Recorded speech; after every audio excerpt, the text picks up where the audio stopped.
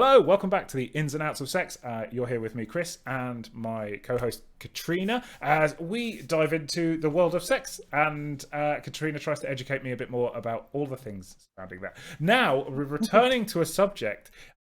In fact, we're returning to a subject we've already covered. We're going a bit deeper. Oh, that's why did I say that? on cunnilingus, we're going down harder, down hard with a vengeance. So why do I? This is why I do this bit. So, how are you feeling this week, Katrina? You all right? I'm grand. I'm grand, Chris. Thank you. Thank you very much. And looking forward to recording this episode. Isn't everyone? Especially that we've kind of ended it in a nice place where we talked about communication. And this is very much where I want to pick up. Yes. Well, yes, exactly. Communication. We decided was key, if you remember, and well, you do remember. I don't remember that. You just reminded me. And I'm trying to make out like I'm smart, but I don't listen to our podcast. Yeah, I do. I was kidding. My mum says she listens to it. That's what I found out now. So thank you. Hello, mum. We're going to be talking about cunnilingus again. So what's communication? That was where we ended up last time. Going down. What did we miss last time? What do we need to go further into? So I wanted to pick up on communication because I have recently had several conversations with men about sexual preferences. And one of the common denominators of these discussions has been that men were very confident and saying about how they are really good with their tongue. And I had this sort of thought about, I kind of thought, okay, so what does this mean to you? How would you know you're good with your tongue? How do you define this? And most of the times, men,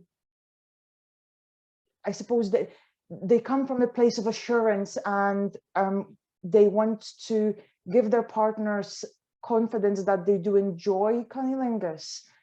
Now, which is great when, given that what we discussed last time and the fact that having oral sex is important for women, it allows us to become sufficiently aroused for penetrative sex, and we're more likely to have an orgasm through oral sex. However,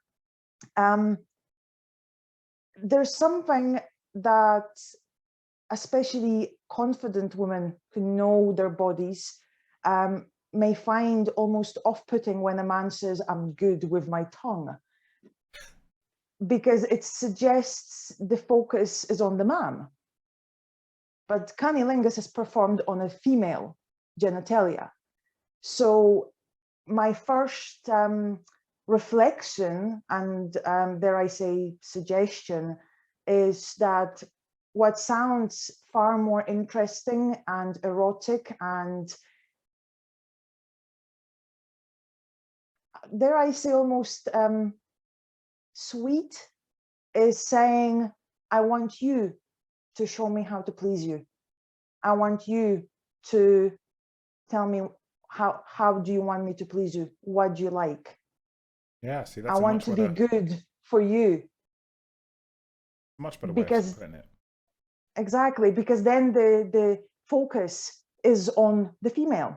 The focus is on pleasuring the female, which is what cunnilingus ultimately should be about. It shouldn't be about male bravado saying, I'm great with cunnilingus, I'm great with my tongue. It should be about focus on the female.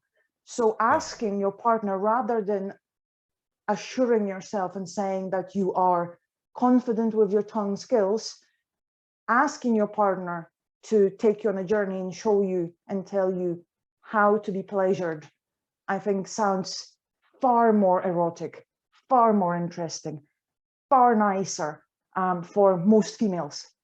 And as I say, women who are confident and who aren't afraid to say, who aren't afraid to state what they like, when they hear a man saying, I'm good with my tongue, there is a part of me certainly that almost turns cheeky and almost wants to say, okay then, Let's see how this let's goes. see exactly. Yeah. Challenge accepted.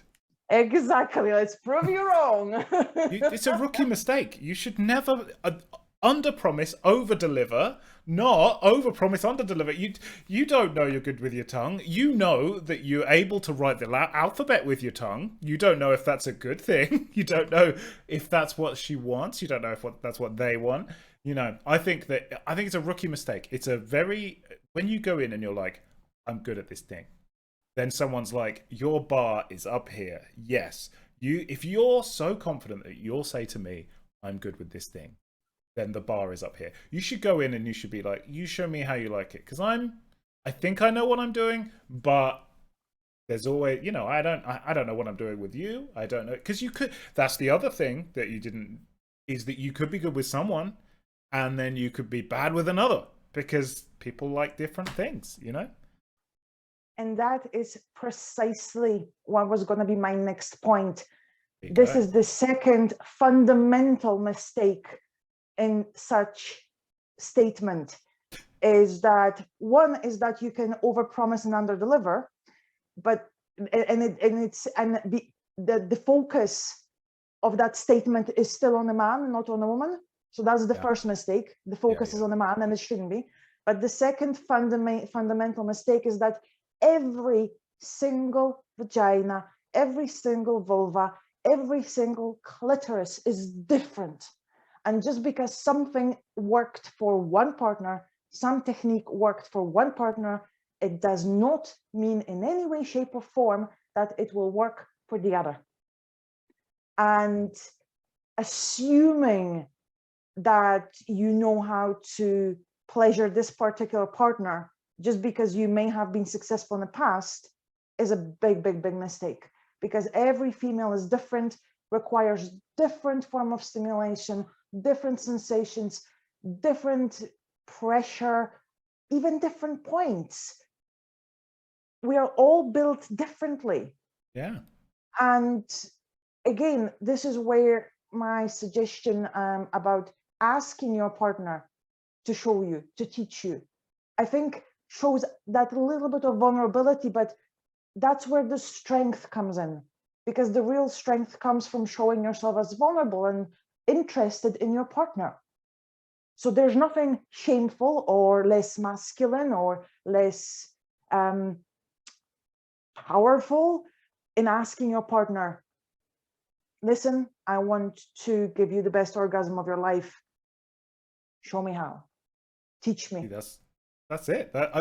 Anything else? You wouldn't be like, oh, I'm gonna try brain surgery. I don't need to learn. I'm just gonna have a go. And it's a delicate area. You want to be taught that. You want to be like, this person. Show me how. You've spent a lot of time around your own vagina. I hope. You might not have. It might be brand new, but hopefully you're not a Puritan. You've looked down. You've had a mirror. You've had a look. You know what's going on. Show me where it is. I think that is something, because I've seen that there's a stigma in masculine men, in cis men, in hetero men, where the going down can sometimes be seen as unmasculine, as like feminine, which is odd. I even saw a man tell another man that he was gay because he was going down on his wife, and I thought, what? You know, it's very weird. Yeah, it's an odd conversation. I'm not sure where the thought path is, but apparently it's like a domination thing. And again, I didn't get it. It's a power thing.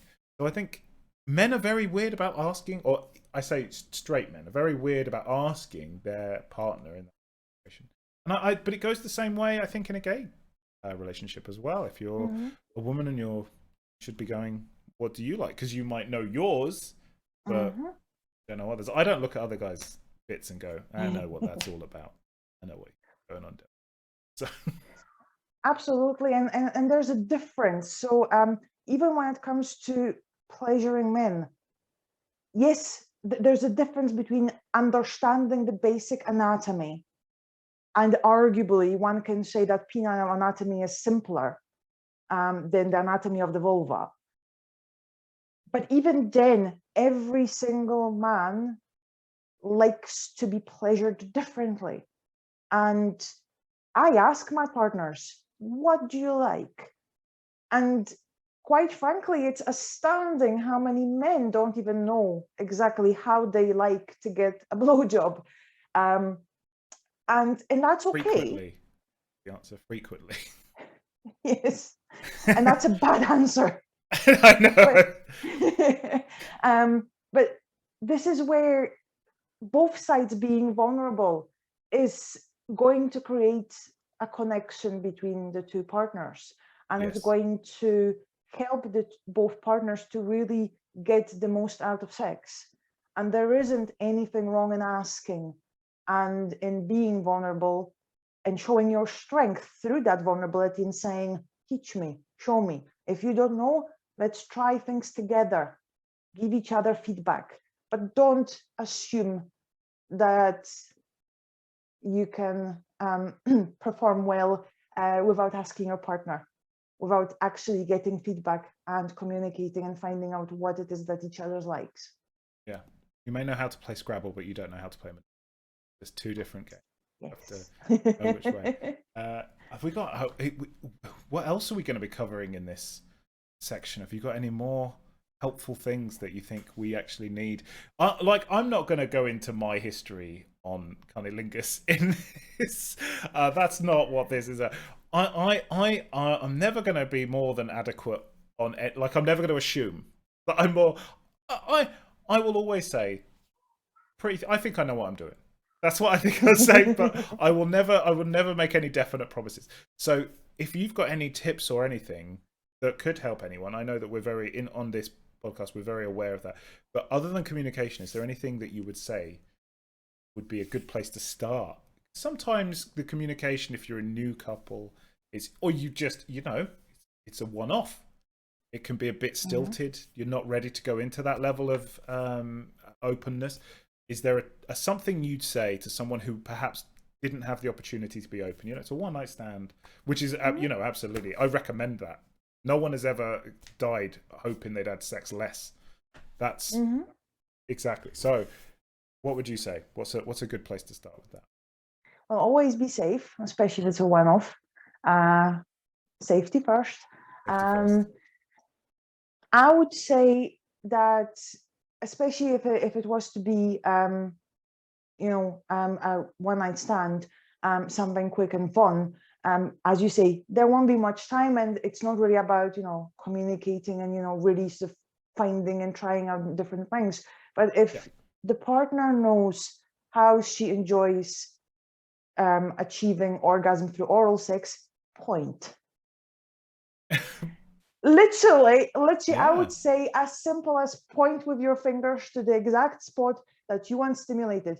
And you don't need to talk. You don't need to be, embarrassed. You don't need to be afraid of, uttering the words. Point. Simple body language and actually pointing to that particular spot when the man is going down so that he can have an idea where to aim. Which point to stimulate. As simple, that would be my simplest suggestion, especially if it's to be a one-night stand. If it's obviously a relationship, then you can start with pointing if you feel embarrassed about that. Especially that doing things like, writing somebody letters about where do you want the stimulation of the clit can be a little bit difficult because, then I almost have this, picture of a female with her legs up and a man, sitting there with a letter by the side and, comparing like notes. IKEA instructions. Exactly. Put the humptung in the gumpdinger. Yes. Exactly. Which is where pointing is a sufficient, simple enough instruction to start with. I think that's important because we have focused on men there with and the partner with cunnilingus, but you should always feel free to be in control of your own pleasure. That's something that I think a lot of people, men are on the whole very happy to say, go on then, whereas on the other way around, it's seen as a weird power dynamic, and I think that it shouldn't be. Absolutely, you should be like, this is how I like it. If you're a woman or female presenting, this is how I like it. This is what I want you to do. and this is how we're going to get there in the fastest and best way possible. Absolutely. You should be comfortable doing. Imagine if this helps that. I would love that. If you're listening to this and you go away and this helps you get there quicker, let us know. Absolutely. And also, I should say, remember that you can email in to the email address below and on if you're on the podcast, in the description of this, with a topic that you want me and Katrina to talk about, something you want us to open up a bit more about, or if you just have a question about something we've covered in the past, there's the email address is below. It's theinsandoutsofsex@gmail.com. It's below if you're on YouTube. It's to the side if you're in the description of the podcast. Katrina, any more advice, or should we say goodbye for this week? I think that's about it. I would say yes, stay safe, definitely, always. And when you feel shy, when you are in a situation where there isn't much time for more detailed feedback, pointing is a good start. Pointing is a good start. Don't be afraid to say, I don't know what I'm doing. Show me. That's it. Thank you very much for joining us once again at the Ins and Outs of Sex. We'll be back next week. Please do email us at the address below in the description. Thank you very much, Katrina. Thank you. Thank you. And I've been Chris. We'll see you next week.